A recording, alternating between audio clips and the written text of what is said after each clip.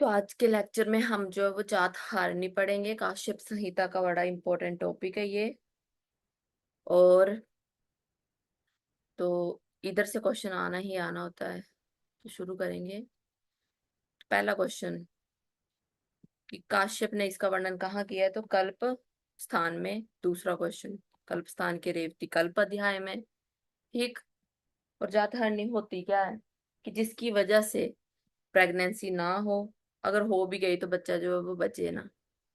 Okay. अब साध्य असाध्य भेद से साध्य याप्य असाध्य तीन तरह की जात हारनियां हैं। साध्य 11, याप्य 16, असाध्य कितनी, 8। अब क्वेश्चन आया कि साध्य भेद से 10 जीवित माताओं में साध्य जात हारनियां कितनी है, तो 10। ये किसमें है? जीवित माताओं में। और कुल टोटल मिला के कितनी होगी हमारी? 35। अगर जीवित में पूछे तभी ही 10 आंसर जाएगा, ऐसे 11 ही जाएगा। पहला है हमारा शुष्क रेवती। तो पहले डायग्राम से समझेंगे। देखो, लड़की है, एक लड़की दिख रही है। क्या ये सूखी सी रेवती नाम की लड़की है, 16 साल की। कैसी है? सूखी सी।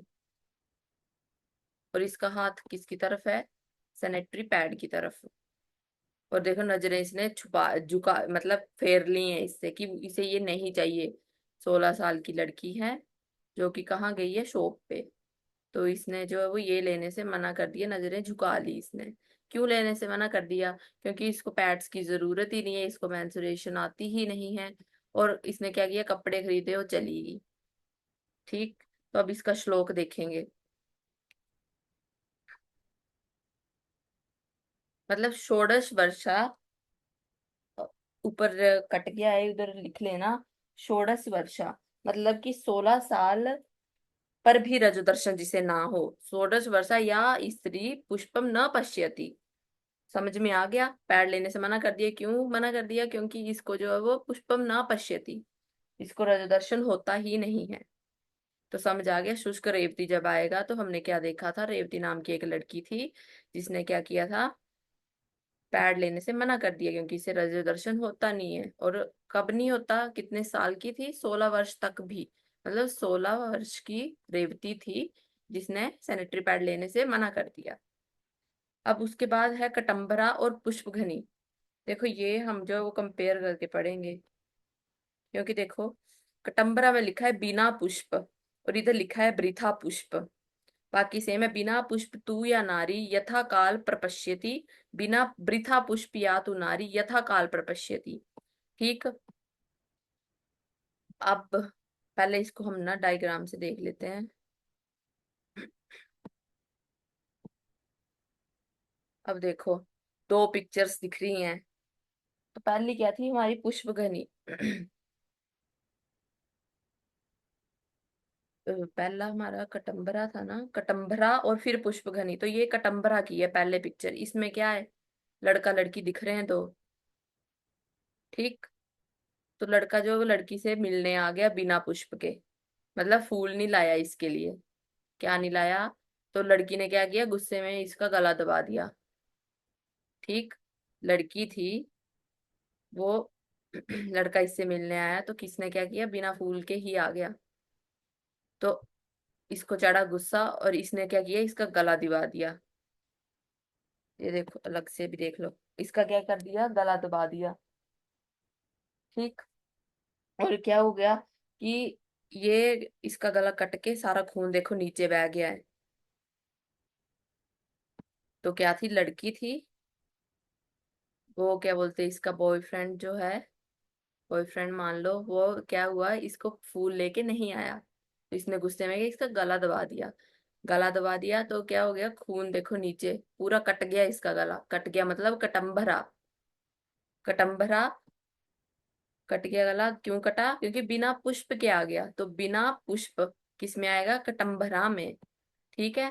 देखो, इसके बिना पुष्प तू या नारी यथा काल प्रपश्यति। तो समझ आ जाएगा कि जिसमें गला कटा था वो बिना पुष्प के आ गया था, इसलिए उसका गला कट गया। उसके बाद है ये हमारा पुष्पघनी। तो पुष्पघनी में क्या था? अब ये जो लड़की है, इसके लिए ये क्या फूल लेके आया है, और देखो ये मोटा भी लग रहा है। मतलब ब्रीथ, मतलब ब्रीथा पुष्पा। ब्रीथा से याद रखेंगे, मोटा गोल मटोल। तो इसका जो बॉयफ्रेंड था वो क्या था, मोटा गोल मटोल, वो इसके लिए फूल लाया था। पर इसको जैसे फूल कैसे देते हैं, बैठ के देते हैं ना नीज पे। इसको जैसे फूल देने चाहिए थे, इसने फूल वैसे नहीं दिए, खड़े होके दिए। तो मतलब इसका मतलब ये हुआ। देखेंगे, वृथा पुष्पा तू या नारी यथा काल प्रपश्यति। वृथा पुष्पा मतलब गोलमटोल उसका जो था, जो फूल लेके आया था। इसका हिंदी में मतलब ये है कि उसको पुष्प दर्शन तो हो रहा है, पर उसको जो है वो जैसे होना चाहिए जो वैसे नहीं हो रहा। ठीक। तो मतलब जिस तरीके से फूल देना चाहिए था वैसे फूल नहीं दिया गया। तो ये पुष्प घनी में, पुष्प घनी से पता चल जाएगा कि वृथा पुष्पा, वृथ मतलब गोल, कि एक गोल बॉयफ्रेंड था जिसने उसको फूल दिया था, बट जैसे उसको देना चाहिए वैसे नहीं उसने दिया था। और कटम्बरा में मतलब गला काट दिया था, क्योंकि वो बिना पुष्प के आ गया था। ओके। अब उसके बाद है विकुटा। देखो, अब विकुटा है, तो विकुटा में क्या है, काल वर्ण प्रमाणाया विश्वम पुष्प मृच्छति। ठीक, विश्वम पुष्प मृच्छति, तो देखो बी कुटा मतलब विषम। तो कुछ चीजें तो वो श्लोक से ही पता चल जाती हैं। विषम बी कुटा। तो एक बार क्वेश्चन किस पे आ गया था ये, जो अनियमित बलगलानी पे। पहले इसकी डायग्राम देख लो। देखो, जब ये दिख रहा है एक घर पे क्या लगी है, आग। तो जो हैंडीकैप्ट है, ठीक, मतलब इसकी विषम स्थिति है, ये ना चल सकते हैं, मतलब एकदम से क्या है इनको,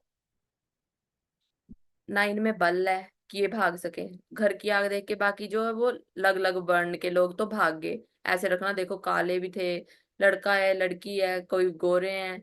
तो वो क्या हुआ कि जो जब वो विषम काल आता है तो कोई नहीं साथ देता। ये देखो, ये ऐसे ही बैठे हैं, इनको कोई नहीं लेके गया अकेले।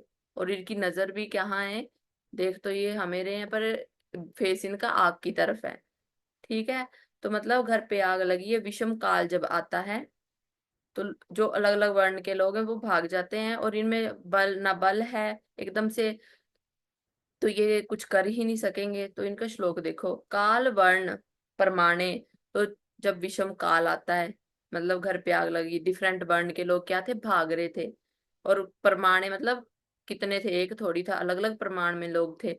और विषम तो हो गया, अनियमित बल गलानी पे क्वेश्चन आया था। तो अनियमित वो क्या है, वो बैठे हैं, उनमें बल ही नहीं है, वो भाग ही नहीं सकते।